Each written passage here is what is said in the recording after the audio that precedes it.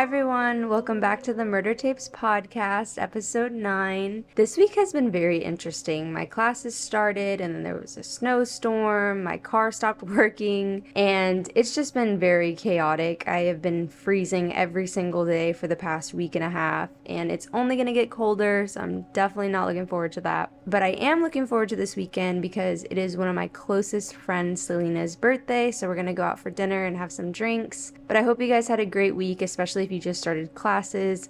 If you're working, whatever you're doing, make sure you're taking some time for yourself. And yeah, let's get into today's case. I remember hearing about this case about a year ago, and when I initially researched it, I started to really think about the afterlife, which is something to look forward to in this case. Teresita Basa was born on March 1st, 1929 in the Philippines to Pedro and Socorro Basa. Growing up, she loved listening and playing music. This led her to leave the Philippines because she couldn't find any work in the music industry in order to attend St. Scholastica College and get her degree. When she graduated, she decided to go to London in order to further her education at the Royal College of Music, where she got a certificate in pianoforte. Teresita eventually grew homesick and wanted to visit her friends and family, but instead, she went on a tour of Europe with her friends. And there, she met a Russian composer named Alexander Cherepnin while in Paris. They began a friendship, and he believed that she could be very successful in her musical career.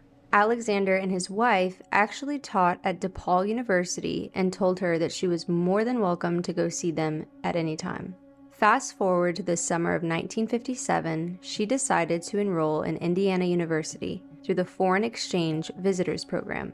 Teresita loved the experiences and friendships she made, but ultimately decided to go to Washington, D.C. instead of finishing her college courses. While in Washington, she began working for her friend as a typist, and she continued her education at the Library of Congress. Interestingly, she was able to attend a diplomatic reception. This is where she met a man named Edward O'Mara. Edward was a lobbyist, and he very quickly fell in love with her. They dated, but shortly after, her visa had expired and she needed to go back to the Philippines. Teresita went back to her parents' home, and Edward decided to visit her. Her father, however, would find out about a secret that Edward was keeping. He found out that Edward was often going to brothels there. When her father brought this to her attention, they quickly separated. This of course devastated her, especially because her visa was approved shortly after. However, she decided to not let it get to her too much. On December 7th of 1971, she decided to head back to the US with only $400 on her and the little clothing that she had. She then got an apartment with the help of the Philippines consulate located in Chicago. Her focus was shifted back to her studies, but this time she was more to herself due to the past relationship that she had just had. Teresita quickly fell in love with the city and wanted to pursue teaching others how to play the piano. She also loved to spend her free time teaching kids in her neighborhood how to play the piano for free.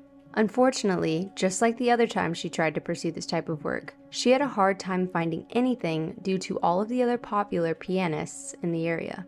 Fast forward to September of 1972, she then enrolled in the respiratory therapy program at the Central YMCA Community College and eventually graduated in the spring of 1974. Luckily, this instantly got her a job at the Edgewater Hospital as a respiratory therapist.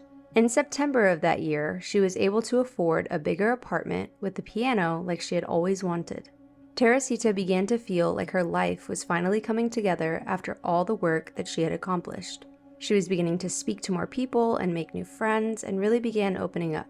She grew to be very close with the hospital administrator, Ruth Loeb. In fact, they became best friends. While searching for a piano, she came across an organ and decided that she also wanted that in her apartment. This would later inspire her. Her and her coworkers, along with her cousin, decided to form their own music group called the Mahogany 5+1. They were successful in this little side gig and often booked little gigs within her family and friends. Randomly, in 1975, she received a letter from an old pen pal named Robert Krauth. He wrote to her in order to let her know he would be going to Chicago because of a convention and would ask if he could take her out on a date to dinner. Teresita, however, assumed it was friendly, and when he arrived at her home, she had 2 other friends with her. She was not used to needing intimate relationships because she spent most of her time focusing on music, work, and hanging out with her friends. Teresita loved to have gatherings with her friends, but didn't ever drink herself. She liked to be the entertainer and party thrower with the best alcohol, but she never actually drank anything. It was all for her guests. On one occasion, in the summer of 1976, she threw a party and her mom came to visit her. She saw this as the perfect time to take her to all her favorite spots around the city and to take her to meet her friends. One of the friends Teresita really wanted her mom to meet was Alan Showery. On the evening of February 21st, 1977, at around 3 p.m., Teresita grabbed her coat and began putting it on after her shift at work, when all of a sudden, Alan Showery approached her to talk with her as he always did. This was pretty normal because they both took the bus home to their apartments after work, and they didn't live too far from each other. On the bus ride, she mentioned that she needed some help fixing her TV because it stopped working. Alan offered his help and said he was available that night if that worked for her. She agreed and began discussing her band with him. This led the conversation to her telling him that the drummer would be leaving soon. Alan quickly told her that he also played the drums and would love to take his spot. She wanted to give him the chance to watch the band play first in order to see if he thought it would be something that he's actually interested in. There was a performance coming up that he would need to buy tickets for in order to attend, but he quickly told her that he wasn't in the best financial situation and wouldn't be able to pay for one. Of course, being the sweet person she is, she told him that she would let one of her friends know that she needed tickets set aside for him free of charge. As soon as she arrived home, that was the first thing she did. She called one of the fellow bandmates, Dr. John Ibella, and they talked about all the things they normally did. She then asked for a ticket to be put aside for Alan. Just after about 10 minutes, someone knocked on her door. She told him that she needed to go because she was expecting someone that was going to get a ticket, but no other details were given. Then, at around 7:30 p.m., her best friend Ruth Loeb called her to chat like they always did. Teresita also mentioned to her that a man was at her apartment, but she never mentioned who it was before hanging up. Ruth would be the last person to ever hear from Teresita. Later in the night, about 8 p.m., her 15th floor neighbors began cleaning up after making dinner when they noticed a burning smell. They looked around their apartment to make sure there wasn't anything burning in it. They didn't find anything and went into the hallway in order to check there next. They saw the smoke and quickly yelled fire so that the whole complex could hear and evacuate. He met with the janitor in order to let him know also. Firefighters quickly arrived because the alarms had gone off not too long after. They quickly began checking each floor and each room in order to make sure that all residents had evacuated. When they reached Teresita's apartment, they realized that the fire and smoke was coming directly from her bedroom floor. Her apartment looked very messy, as if someone had attempted to rob her. The fire was still currently going when they entered with axes. They were able to put the fire out, but it took lots of attempts. The room was messy, there was a huge pile of clothing, and a mattress on the floor. To them, it seemed like someone had purposefully set the mattress and clothing on fire. When they moved the huge pile, they were met with Teresita's naked body. There was a butcher knife sticking directly out of her chest. The knife had been so deeply pushed in that the handle was the only part sticking out of her body. As I mentioned earlier, they assumed that the home was potentially burglarized, but now they assumed it was either a burglary or rape murder. Crime scene detectives found very little of her hair due to the fire, and she visibly had lots of burns. Luckily, her face and upper torso area hadn't been burned due to the clothing protecting her. Her autopsy revealed that she had been stabbed through her heart. Under her burned skin on her neck, there was both bruising and a fractured larynx, meaning that she had been choked shortly before being lit on fire, but she hadn't been sexually assaulted. If she hadn't been raped, why would the killer undress her and make it seem as if she had been? Immediately they began to piece together who did this and why. More detectives were brought in for their opinion, and they assumed it was possibly William Hirons, a serial killer who was also known as the lipstick killer. He would often leave items at the crime scene, so they connected him to the case. However, this was not possible due to him being incarcerated at the time.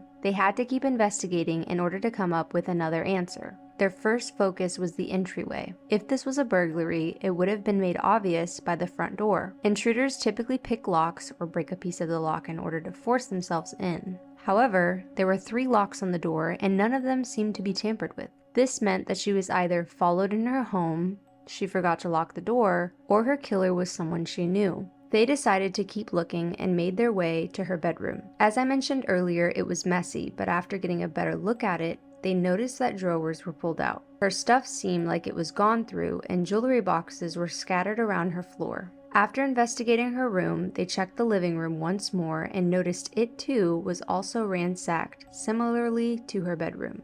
An important piece of evidence that stood out was a notepad by her phone. It read, "Get tickets for AS." This was clearly written in her handwriting. Not sure where to proceed, the officers decided to go through the apartment complex in order to question the neighbors. This was done to see if anyone had seen or heard anything. Unfortunately, none of them had spoken to her, as her personal life was pretty private, aside from her social interactions within her job. The janitor would tell them that just a few weeks prior to her death, Teresita was arguing with a white male who seemed to be in his 50s. He appeared to be drunk, but that was the only information he had. This was also the only interaction he had seen involving this man. A man that lived across from her, named Bruce Campbell, also claimed to have seen her with a man that he thought worked in the sheet metal industry from one of their conversations. Then, the couple that reported the fire also stated that they heard Teresita was attacked and raped by a man in a ski mask while trying to unlock her door. Unfortunately, this was something that she claimed to hear about, but she didn't know anything else about it. In fact, it would later be revealed that she wasn't raped, but she possibly was attacked. Something that may have confirmed this would be from Joyce Kautman's memory. He was the building manager and claimed that in September of 1974, the locks at the complex had to be changed because Teresita's home had in fact been broken into and multiple items were stolen.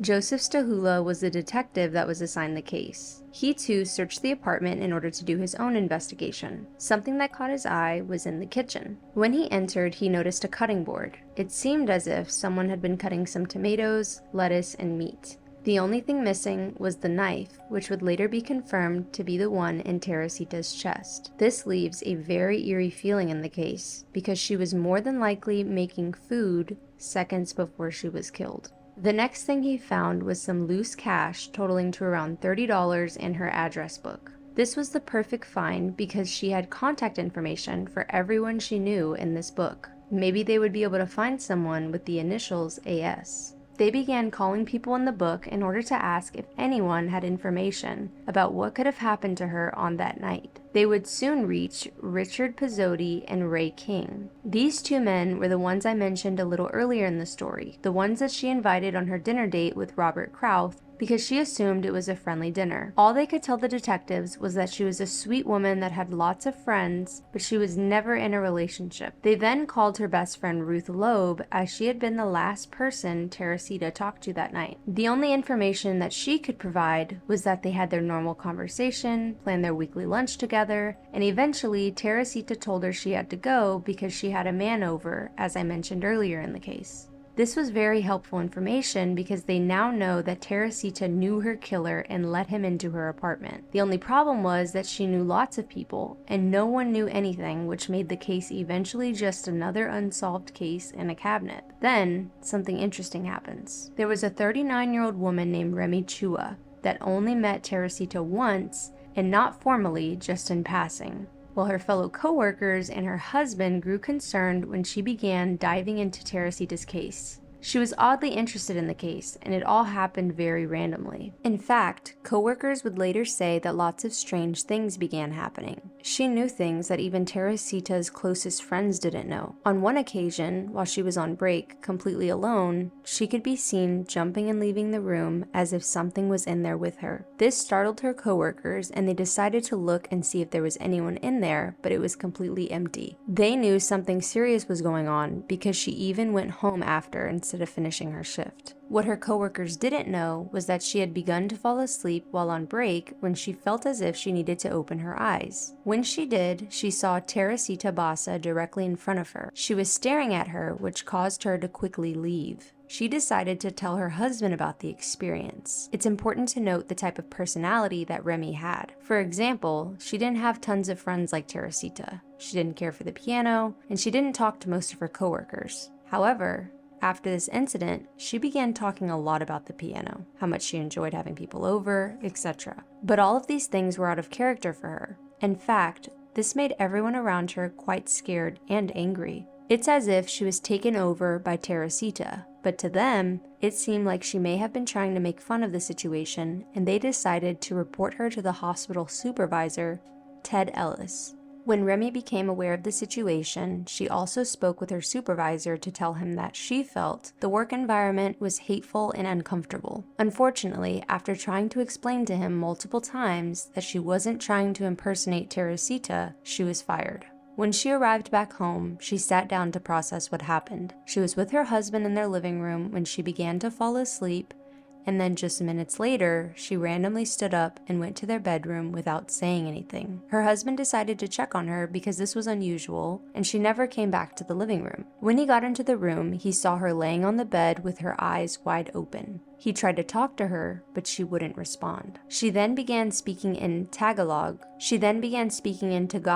which was her and Teresita's native language. After, she began to say, "Mama, Mama, are you there?" which really freaked him out because he said it sounded nothing like his wife. In fact, it was a voice he had never heard before. She would then say, "I am Teresita Basa." He tried to get her to come back to reality, but while doing so, she would say to him, "Dr. Chua, I need your help." Of course, this was her husband, so when she said that, he was very confused. He asked her why, and she said she needed help with stopping the man that killed her. I personally would cry uncontrollably if something like this happened to me, but to him, he assumed she was just under high stress and that this was all a misunderstanding. He then began to walk towards the other room in order to try and figure out what he could do to help his wife. As he was walking away, however, she lifted her arm and pointed towards their phone. She told him to call the police immediately so that he could inform the police about who killed her. She claimed that she wouldn't be able to rest until they knew. This is when he started to think that this was all real. As he was processing the situation, she instantly snapped out of the daze she was in and was super confused. She didn't understand why she was laying down or what had just happened. He explained everything to her and she couldn't comprehend the situation. The following day, her and her husband went to get her remaining things at the hospital, and when they arrived back home, Remy was on the phone, but she decided to hand him the phone and said, "Teresita wants to come back." After this, she did the same thing as the day before and went to their bedroom. And once again, he followed her to make sure that she was okay.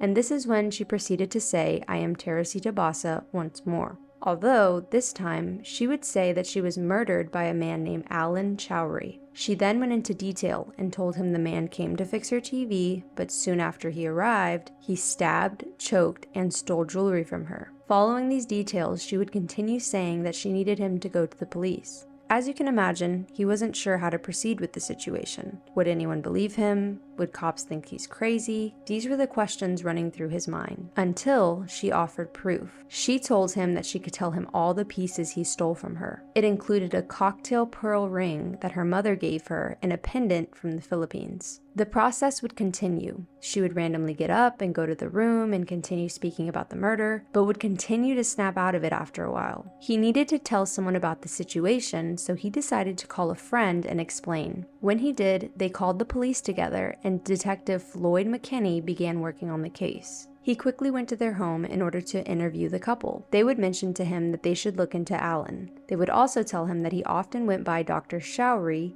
even though he wasn't a doctor. This obviously led the detective to believe they were hiding something, and he asked what else they knew. Her husband would then ask him if he believed in exorcisms. Luckily, the detective said that he was open to whatever they had to say. This was when Remy began to tell him Alan Chowry killed her. She would then keep repeating that he killed her and would mention the jewelry that was stolen. He proceeded to ask if she had been raped, to which she responded no, which is something that only detectives knew at the time. The next question was questioning what jewelry was taken. She repeated that it was a cocktail pearl ring from her mother and a pendant from the Philippines. She would then say it could be found in the killer's possession. Everything began to connect. The notepad that said to get tickets for AS, the jewelry story, etc. They began to look into him and tried to find any criminal history. When they did, they found a long history of burglary and rape charges. This led them to go to his apartment and ask if he would come down to the station for questioning. He went with them, but quickly asked if the questions had anything to do with Teresita Basa.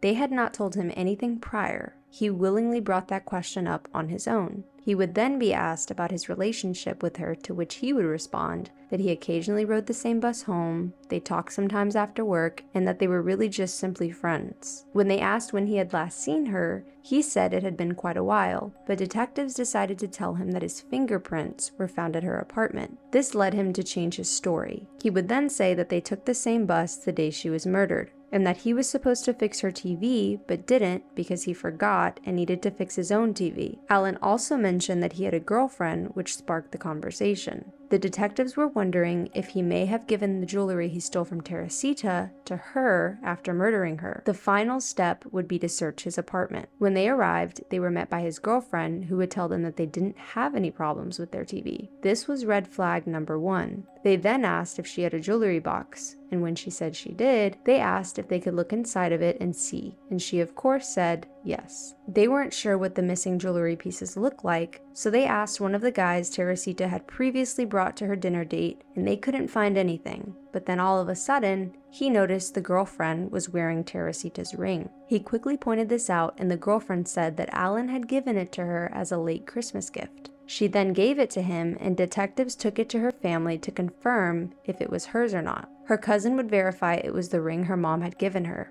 They then brought the cousin to the apartment to go through the jewelry box, and she found the missing pendant and 2 other pieces that belonged to Teresita. They approached Alan and asked why he had her jewelry. He would try to say that he bought it from a random man on the street, but when detectives told him that they knew he was lying, he caved and confessed to murdering her. He would tell them that he went to her apartment to fix the TV, but he forgot his tools at home. He told her that he had to go and would be back later. During this time frame, he decided he wanted to rob her because he had been helping her with her citizenship, and she would always tip him for his time. This led him to think that she had money stashed in her apartment somewhere. He would claim that he was short on cash and needed money fast. She let him in her apartment, and the second she closed the door, he grabbed her and put her in a chokehold until she lost consciousness. He began going through her things, but only found $30 in cash and some pieces of jewelry he thought would be worth good money. He quickly returned to the living room and picked her up to undress her and place her naked body on the floor. He wanted it to look like a rape. He then grabbed the knife from the kitchen and stabbed her through the chest. He then put clothes on top of her, placed a mattress on top of her,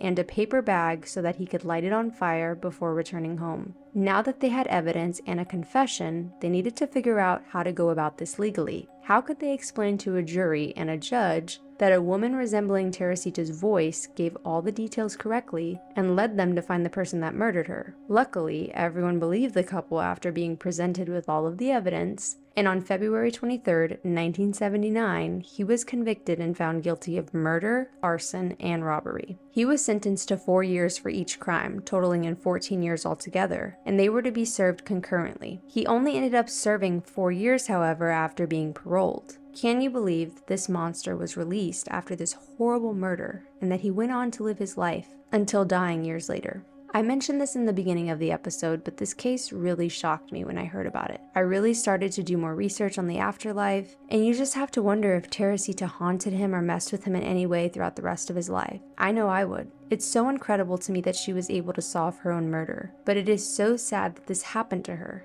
She was being a sweet, welcoming friend to someone that she considered a nice person, but he murdered her in cold blood. She will forever be remembered as the sweet woman everyone loved to be around. And that is where this case ends. Thank you so much for listening to today's episode. As always, you can find case information and all other evidence in the show notes and on our Instagram. Feel free to follow us at Murder Tapes Podcast or my personal at Annalisa. If you like the show, please leave a review. It helps out a lot, and I hope to see you on the next one.